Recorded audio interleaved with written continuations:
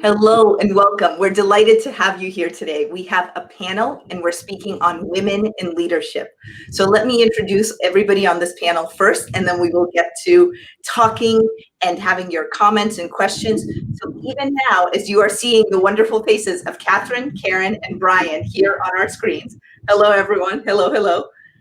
As you're seeing all of us, start thinking about the questions you have. We see all your comments, so populate them on in, and we can bring your comments to our conversation. So give us your questions. We'll be speaking about women in leadership. I'm about to introduce the panelists. I feel like we're in a big, large auditorium, the panelists. And just for Kathryn, Karen, and Brian, I usually speak a little bit at the beginning because that's when people are popping on. So I'm letting them know that they can pop any questions at all you have, whether you are a woman, whether you are an ally of a woman, of women in general, pop your questions in. We'd be really glad to have them. Okay, let's get started. Let's start with something fun. We're going to start by telling you a little bit about Kathryn. We won't tell you everything about her, but some big things. So one of the reasons that we invited these three panelists is that all of these have worked for large companies. And that's a lot of time where the situation comes in where you want to be speaking about women in leadership. Kathryn has worked for the US Navy and for IBM for many, many years. And she has tons of experience herself as a manager and as a woman leader. So here we go. At IBM, one thing I want to mention is she was named a master inventor, which is a very rare thing at IBM. Our next panelist here is Brian. Brian has worked in many, many companies. I'll just name some of them, which are Adobe, Getty Images, and Real Networks. Brian's been a coach for many, many years and also an agile coach, which is a very specific thing that if you're listening, you may know what that is, and it's probably useful to you. And Karen Warner has worked at many large companies, including, let me just read some of these off, including in many departments, including product marketing, corporate communications, and strategic planning at Dun & Bradstreet, American Express, and IBM. So these are our panelists today. Hello, everybody. Hey, so glad to be here. Yep. My first question. Cool. My first question for each of you is, why does this topic interest you specifically? And let's start with Karen, and then we'll go Kathryn and then Brian. Karen, why does this topic interest you? Thanks for that question, Sandra. So in my corporate career, which was about 25 years long before I became an executive coach, I made every mistake there probably was to make coming up as a woman in an organization. And coaching had not really been invented yet the way we know it today. So what is really important to me, especially being part of this conversation with my esteemed colleagues whom I know so well, is I want to turbocharge women in the workplace. But honestly, I want to turbocharge everybody in the workplace. I just think there's so much opportunity for diversity, but also a real understanding of how people can work together to create something great. Karen, what is an example of one of the mistakes that you made as a woman in corporate? Oh my God. I would say early in my career, I test as an expedient person. I'm task fast. So the idea of going through process to get something done when I knew I was right drove me crazy. So I would bypass everybody, especially my bosses, and do what I thought was right, which actually empirically turned out to be right. Like when I was a tech writer, we were writing with pens and pencils, and I knew that we could automate. And so I got in my car and I went to the computer center and walked into it and said, somebody help me automate our text editing. And that ended up leading to an entire automation of this huge tech writing department. But it did not make my boss happy. So there was a better way I might have done that. But I was effective. So I got positive reinforcement for negative behavior. One example. Very helpful. Thank you. I think we're all smiling along because we've either been in those situations or have seen those situations happen. So thank you. Yes. Kathryn, what is interesting to you about this topic? Well, when I worked for IBM for 26 years, and probably for 25 of those, I was involved in various efforts to increase the percentage of women in leadership positions.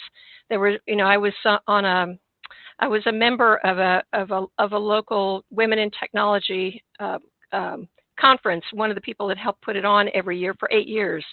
And one of the things that it suddenly crept into my mind is that all of the efforts to increase the representation of women in leadership were aimed at changing the women.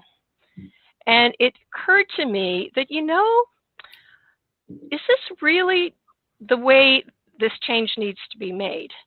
So my interest in this is really more about what needs to change in the environment, in all of the people who are there, to make it so that the way women actually lead, the way it's natural for them to lead, is both welcome, appreciated, and used.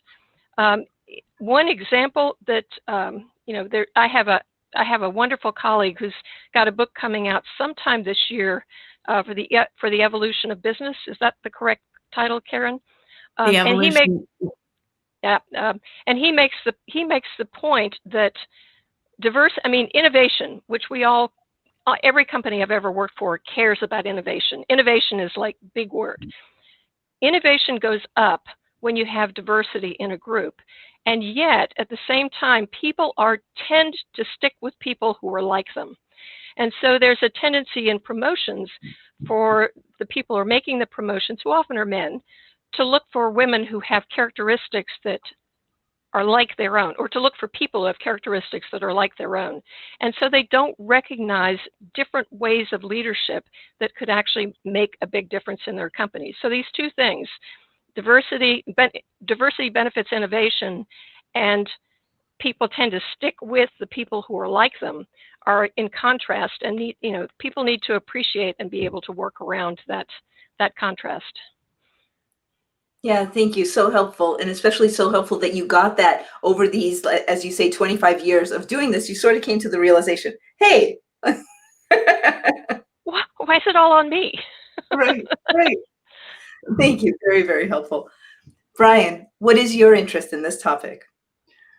Well, my interest in the topic is that I've benefited from having great women leaders in my roles as a test director at first Aldus, then Adobe, also, and great colleagues at Getty Images, Real Networks, and F5 Networks. And what I've realized is that leadership isn't a role; it's an action. It's taking action on behalf of the things that you care about and you want to see happen. And I've had great allies, in my work. From the middle of the organization, trying to work with executives to create initiatives from women. So it's really important that women understand that they can actually make change and not have to be in an executive role to do that. Thank you so much. So helpful. I am starting. Yeah, go ahead. But it would still be nice to see more women in the executive roles. Yes. So let us just put this out there that it would probably be to the benefit of a lot of companies if they had in the top conversations, the conversations about what the future is going to be like, they had a greater representation of women and other minorities so that they saw a bigger picture of the world. I understand that women do about 85% of the household spending. So for a lot of the things that get sold, you're marketing to women.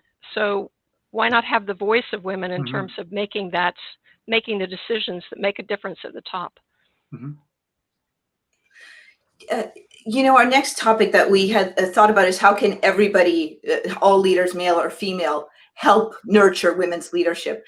I'd like first, though, to start with stories about that. What is an example that you've seen, either when you've been working in corporate or when you've been coaching a leader? What is an example that you've seen in which women rise to the top, whether due to primarily allies, primarily themselves, a combination of both? Could you each share with me something that you've seen that's actually worked really well?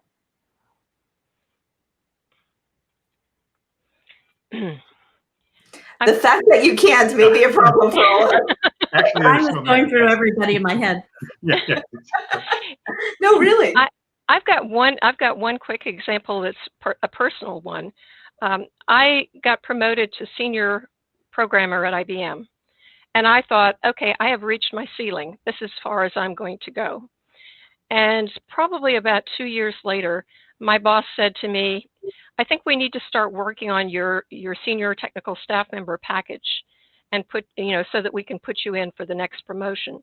And that conversation with him opened up my eyes to the possibility that I actually could move up to that next level. So I would like to say thank you to my manager, Iva Anderson, who actually made that comment to me one day and opened up my eyes to the possibility. So helpful. Yeah.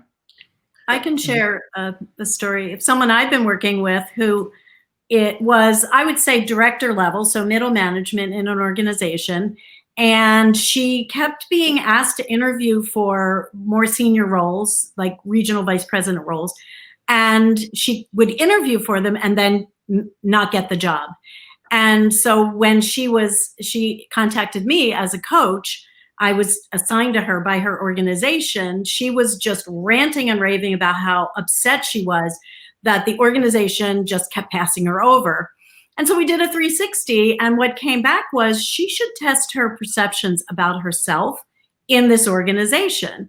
And once we sat down, she got that feedback and identified someone in the organization higher up than her. And this was a company that did not have very many women as role models, which is also, to Kathryn's point, something that would benefit organizations, because 50% of the workforce is women, 50% of the population is. It would be good to have more women at the top where you could look and say, I want to be like her. How has she done it?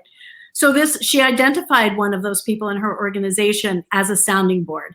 And she went and just said, tell me everything. Tell me, is it how I dress? Is it how I speak? What are my gaps?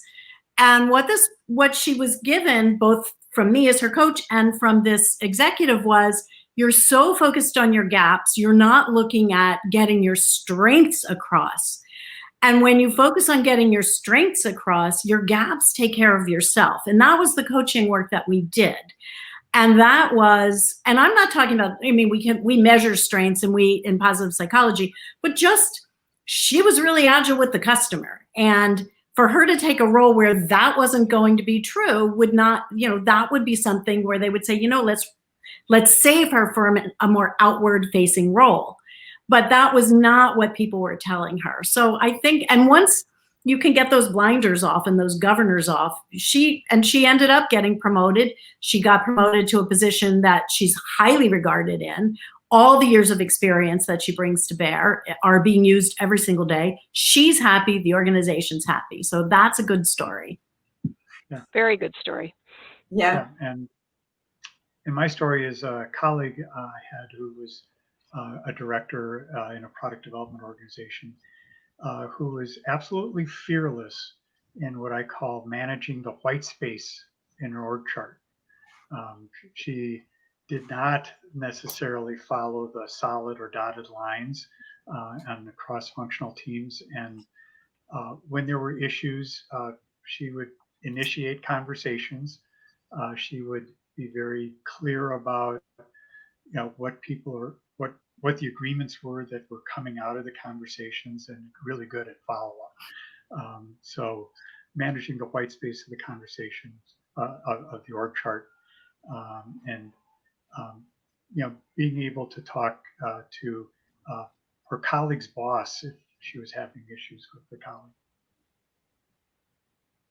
Yeah, very helpful. So sort of figuring out a new superpower, which is managing that white space in the org chart. Mm-hmm. Yeah. Yeah. Yeah. We actually have a question from an audience member, which is very exciting. And it's a time to remind people that you can post your questions in the comments and we will get to them. So post any questions you have on women in leadership. Let me ask you the question that we all care about, all four of us, which is, and I'm actually going to read it off because I want us to answer it the way that we've been thinking about it, which is, what would you recommend to all leaders, male or female, concerning nurturing women's leaderships at their company? And why does this matter? Any of you, please take the helm. Well, I can say what I would recommend is a little like the golden rule: lead unto others the way you would want to be led.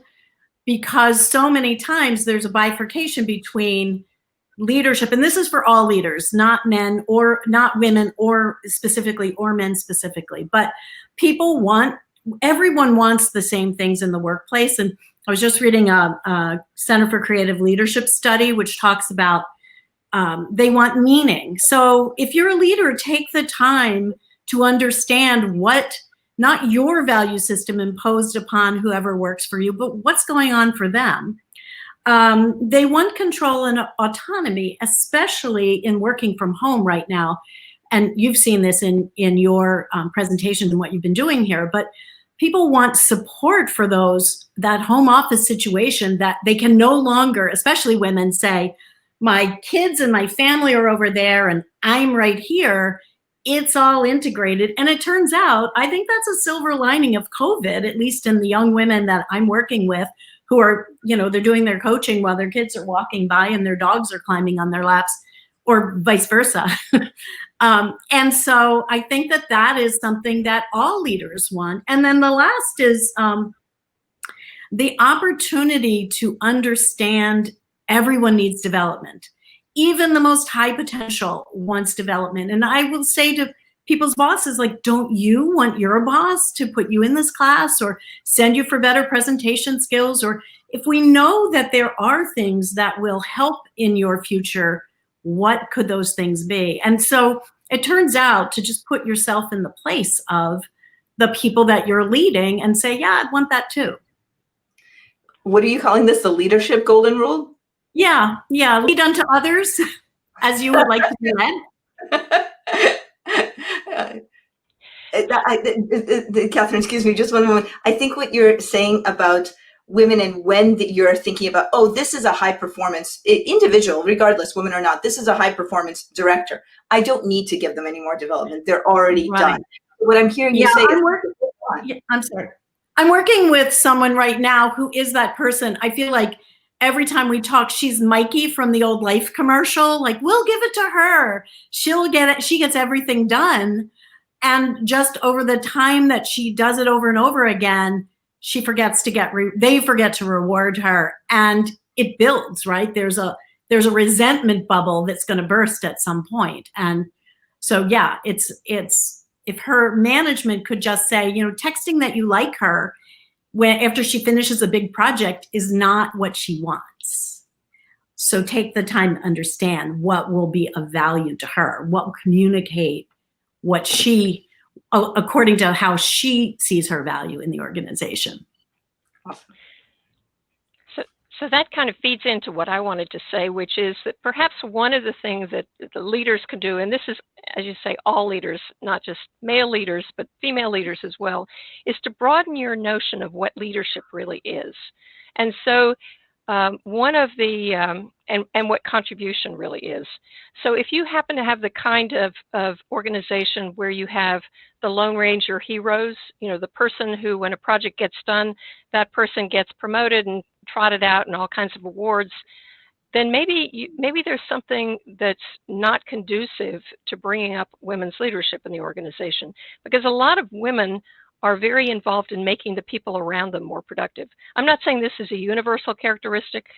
I've known women on both sides of this, but Jane Dutton, who is a researcher I absolutely love, who writes about positive organizations, she makes the point that an organization needs to recognize and encourage the behavior of people who make other people around them more effective. And a lot of times that's what women are doing in an organization. But when they're asked later on, well, what did you actually accomplish? It's really hard to describe it. And they find themselves having trouble with the I word. I did this, my presence, if they could somehow say, my presence there made it possible for this whole group of people to come together and really collaborate. But sometimes it's really hard to take credit for the things that people that leadership that women's leadership brings.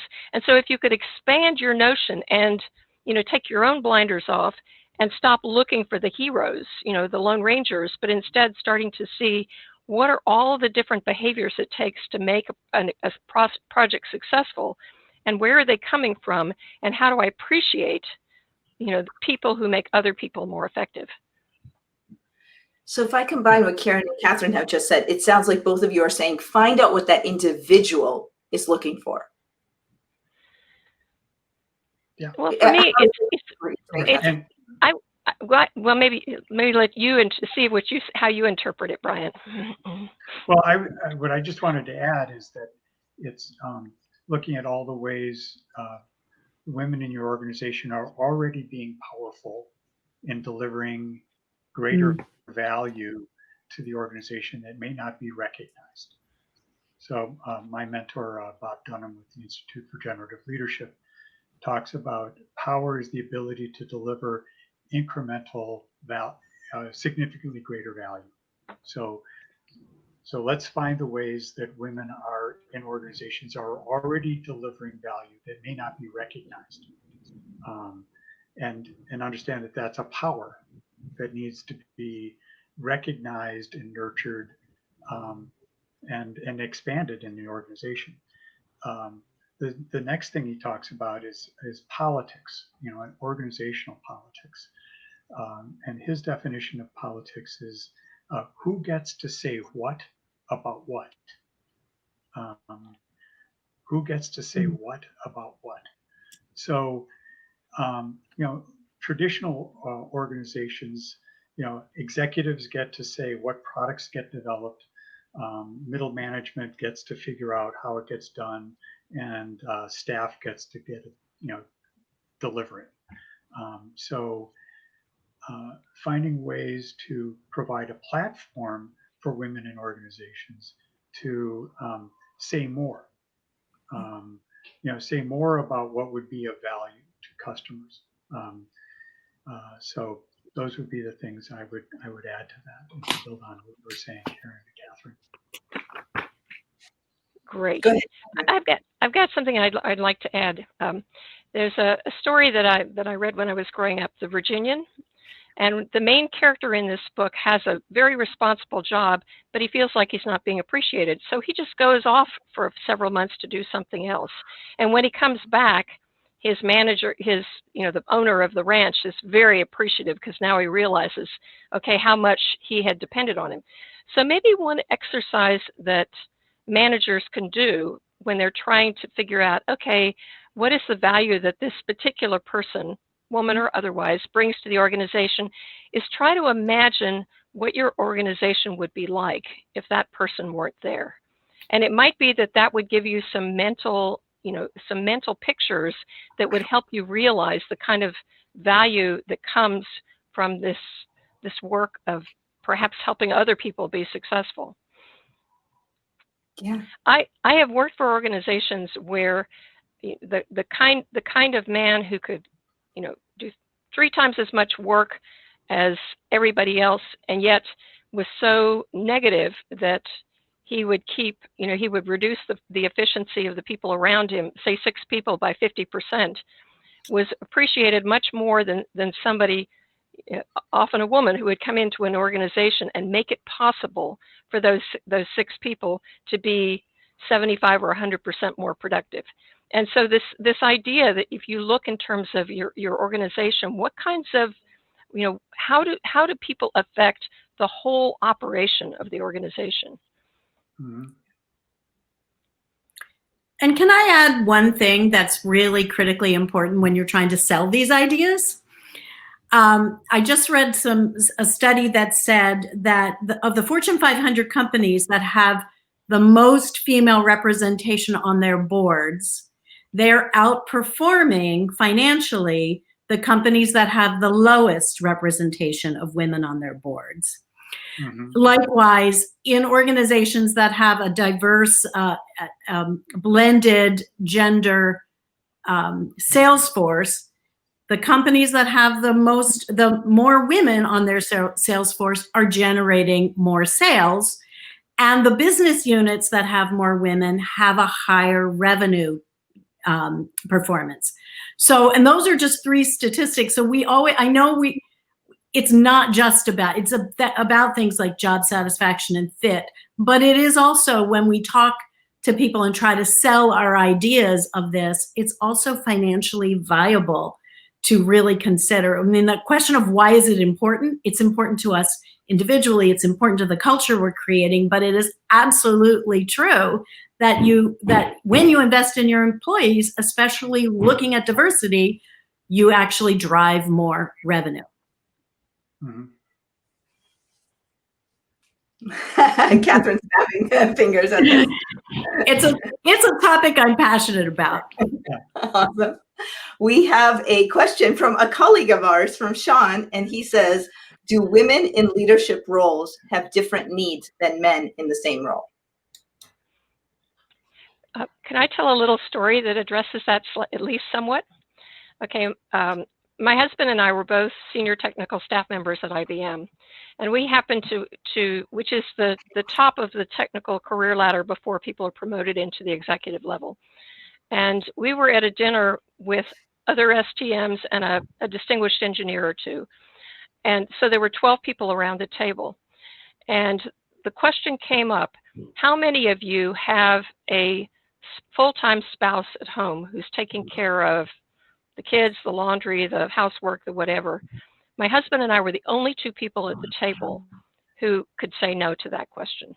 And so one of the things to look at is in terms of, you know, realizing that a lot of your talent has home responsibilities that are going to take energy. And in fact, matter of fact, it's really a concern to me right now because, say, in academia, women are starting to drop behind. Women scientists are dropping behind men scientists because they're not getting papers published to the same level during this COVID-19 period, because they have so many responsibilities, that at home, that they're just not able to really, keep things going in the same way.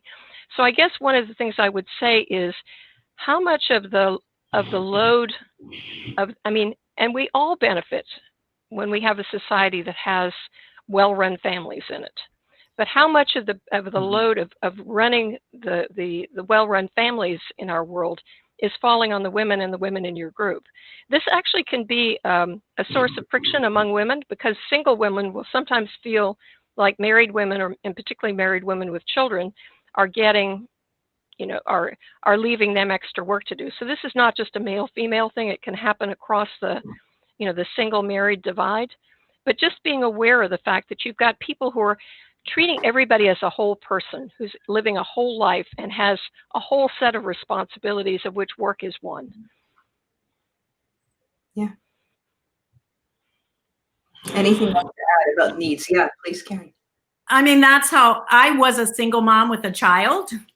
So I can tell you firsthand, my experience was, I was always trying to leave a part of myself out of the room, especially because all of my bosses were men who had spouses at home. So I used to feel like, well, and I know this is not true, but they just roll out of bed in the morning, get a shower, and they're at their desk at 7 o'clock.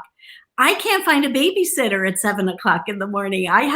It takes me time to get in. Eventually I did, but it is, and this is also true, that women do carry, first of all, in the workplace, the expectations of women for the same job are more intense than they are for men doing the same job.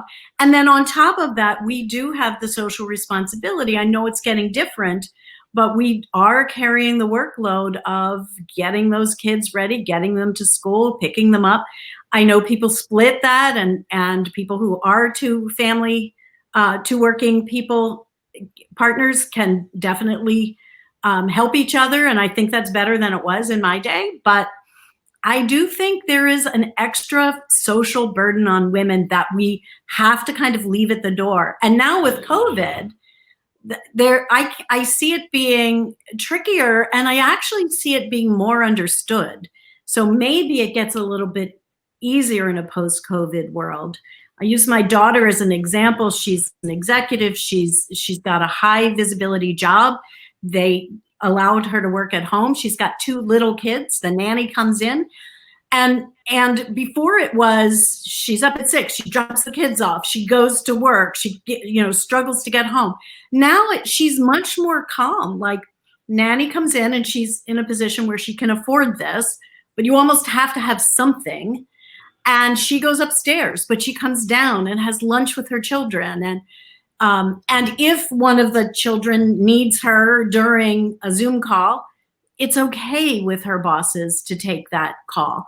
So I'm sensing people are getting a little easier about it, a little more tolerant, but I do think it's tough. Brian, what do you think? Well, and just to add to that, though, I think another thing to add is, like, in the workplace, it is, women would benefit from executives and colleagues who would make sure that they get invited to the table when important decisions are being made, so that they can just see what the decision-making structure is, what the other factors are that are important when making decisions. So allies, I think, would be key. I mean, of course, men need allies, but I think they often get automatically included. So making sure that women are also invited to the table. I think invited to the table, and their opinions are invited as Yes. well. Yeah. And space is given for them to speak.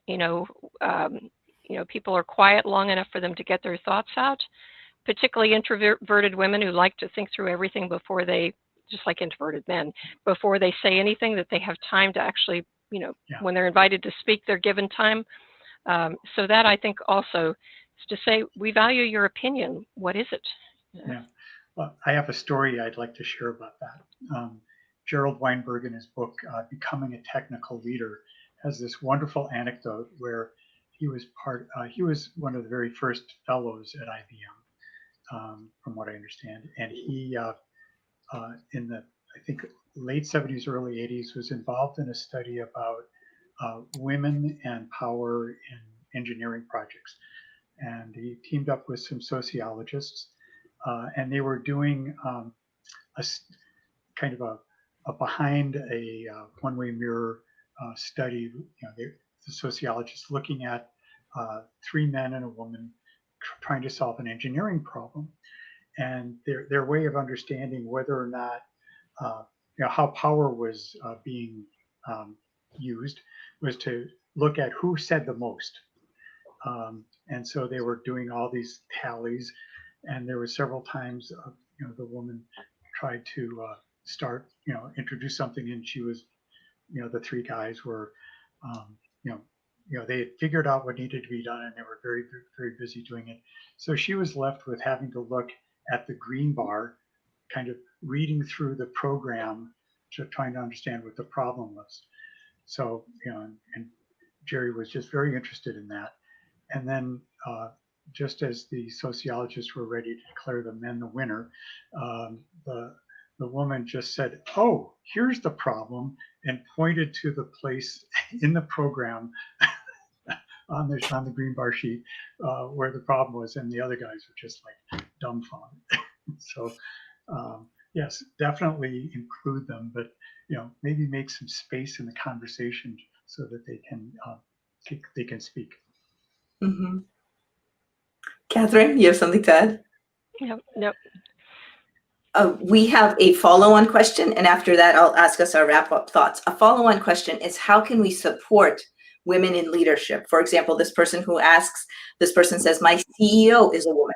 How can I help to support women in leadership like this?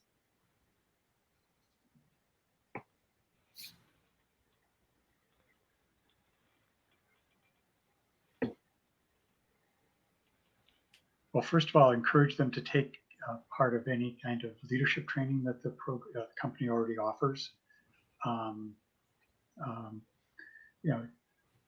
Have conversations with them to find out, what kind of contributions they would like to offer, but don't yet see the opening for. And then speak on their behalf on program teams and in your one-on-ones on the contribution the other women, women might be making on the projects they're working on. So you're saying both find out from them how they would like, what they would like their, in a sense, legacy to be. You didn't say that, but what they want to contribute, but then also support them in sort of behind the scenes ways as they're creating that legacy. Yeah. Is that right, Brian? Very Yeah, helpful. Speaking on their behalf. Speaking on their behalf. Yeah. Yeah. I guess one of the things that I was thinking about coming into our discussion today was the fact that a lot of what I experienced as I was going through my technical career was a sense of I need to make myself more like the men in order to succeed. And I guess what I would say to the women themselves is try on different ways of behaving, but don't feel like you have to change your personality in order to get ahead in this. You know, if you're in a place where you have to have a personality transplant to get ahead, you're probably in the wrong place. So try on changes. It's like you never know until you try something, whether it's something you just need to grow into or whether it's something that really doesn't fit you. So try things out. But I would say be aware that if you try it out and it doesn't fit, and don't try to make it. And so I would say this about the people who are supporting women leaders too, that you give opportunities, but you also be aware of that there might be different ways that people choose to contribute. And that if you're trying to push people into a mold that makes them look, you know, exactly like your male leaders, you may actually be losing what they can bring to the table that is most valuable. Very helpful. I'll put up one comment just before Karen answers. One person is saying, find a mentor. So Tina is saying, if you are a woman leader, make sure that you have a mentor. And look and try out mentors. Yeah. Not all mentors are equally good. And so, you know, try a mentor, see, you know, what kind of value you get from it. And if it doesn't really work for you, try another or have multiple mentors. This is something that, you know, I actually have found working with women that they need to be encouraged to ask because they feel like it's a burden to the mentor. Whereas actually, you know, if you've got a good mentor, they actually get value out of it because they get your point of view and they get access to the way you're thinking.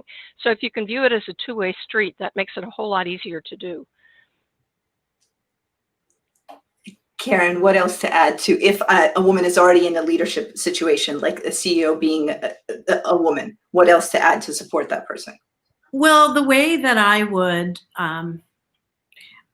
frame this is that person should be in a feedback-rich environment and be very comfortable hearing feedback, owning the feedback, choosing what feedback to listen to, saying thank you when they get feedback, and seeking it. And the one thing that I coach into a lot is what I would call imposter syndrome. And when I was preparing for this, and I was having lunch with my husband, and I asked him, because he spent 30 years leading men and women on sales teams and business development teams all around the world. And I said, what would you advise women? And he started naming things like they need more confidence. You know, the ones that need it, it's really clear the things they need. Confidence, maybe, and he said, maybe it's imposter syndrome. Maybe no one has ever developed them or pointed out to them, like the weak presentation instead of the strong presentation. And I worked with a woman in the Bay Area who worked for Microsoft. She was one of the top 100 women in the Bay Area. And she was very nervous about presenting when, at that time, President Steve Ballmer was going to join one of her customer presentations. And so we talked about the imposter syndrome, like, you're the strongest woman in this region, in the company, and what makes you nervous? And there is a part of that I would say to help women drop what no longer serves them. And I believe, having worked with so many leaders who are women, that's what imposter syndrome is. That at one time coming up through your career, you got slapped down or you got told, you know, to do something differently, and you developed a kind of defense. And does it still serve you? And does it still keep you safe? And once we had that discussion, she's kind of sailed through that customer meeting, but it was surprising to me. And it is always surprising to me when these people I perceive to be so amazing and they so clearly are talented and amazing, themselves don't feel talented and amazing. Yeah. And just to build on that, one resource I'd really recommend is Herminia's Ibarra's book, Working Identity, Unconventional Strategies for Inventing Your Career. It kind of built on that idea of imposter syndrome. It's like you're not only having to shift how you see yourself, but you're having to shift the identity other people think you're have of you and what they think you're capable of. And Ibarra's book really gets into some great practical, pragmatic ways to do that. Sorry, I meant to show all of us. This is the book that Brian's referring to. Yes. Thank you. As we bring this home and we think about all of these different categories that we've touched on, what many people can do, what women can do, what other people can do, what one main thing would you like to leave our viewers with today? Any of you could start. I'll start. This is not something that should be given to a council of women to go off and run a women's leadership conference and just say, okay, we've taken care of it. This is something that affects the whole company and that affects and would benefit from thought and attention from leaders of all types. And I think that you can expand it out and say it's not just about how do we benefit from women leaders, how can we benefit from people who might be immigrants, people who might be people of color, how can we open our eyes to what leadership looks like and have a broader view that incorporates and makes space for more people, and that has a very positive effect on the bottom line. Thank you so much. So wonderfully said. Thank you so much. Let's go to Brian. Well, the one thing, my big takeaway is just that is the importance of conversations and to make sure that you build your support network, your conversation network, and that because all great projects are, come through the kind of commitment that you create in those conversations. And through the greater value you create over time, that accrues to more power in organizations.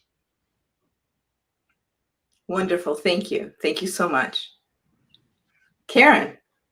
I would say control what you control. And so Marshall Goldsmith, who has coached coaches and presidents and CEOs around the world, says that leaders consistently make four mistakes, one of four mistakes. Either they over communicate or under communicate, or over emote or under emote. And so what you control, and we're all guilty of some form of that. And so when you manage yourself, when you're controlling your communication, the perception that people have of you, your level of confidence, I always feel like picture a slider where you have over on one side and under on the other, and your happy place is in the middle. When you over communicate, you're saying more than other people really need to have, or you're trying to solve a problem by talking out loud. But you leave a wake of over communication behind you. And when you under communicate, you leave the impression that you're not saying something and people are worried that they didn't get the whole picture. And then over and under emoting, pretty clear. Men and women do it differently, but over emoting, never okay. And so I always try to help people move yourself to your happy place in that middle, whichever side you're on. So I would leave you with, you don't control the marketplace, you don't control COVID, but you do control your own gait, your own confidence, your own projection. And 93% of what we communicate is nonverbal. And so when we spend all our time worrying about the 7% of what our message is going to be, remember the other 93% that you might leave on the table. And those are things that you control: how you show up, how you dress, how you prepare, and how you emote, how you over or under communicate. Is there anything I have forgotten to ask you that you want to make sure that we bring forth into this discussion of women in leadership? I'm complete. I'm complete. I would just like to put in a small pitch for the book, Thriving Women, Thriving World. This is a book of appreciative inquiry questions that are about what can we do in various different fields and whatever, what can we do to help the women in our world thrive, because that will lead to greater thriving of all people. And so if you're looking at something that might be a great way to start discussions, it's full of questions that you can actually, discussion questions that a group can use to actually talk through some of these things. Thank you so much. I'm so glad you suggested that. That makes a lot of sense, especially in the context of what we're talking about. Thank you so much. Yeah. Thank you. Thank you to everyone. Brian, you were going to say? Well, I was just going to say, as Judith Glaser in her book Conversational Intelligence says, everything happens through conversations, and that appreciative dialogue is a great approach. Let's keep reading. Let's keep talking. Let's keep focusing on women in leadership, whether we're men or women, or in any way that we can support them. Thank you so much. Thank you, Kathryn Britton. Thank you, Karen Warner. Thank you, Brian Branagan. Thank you so much. Thank you. We're here every day, Monday to Friday at 11 a.m. Pacific. We look forward to seeing you again. Thank you, wonderful coaches. Thank you so much. Thanks, Sandra.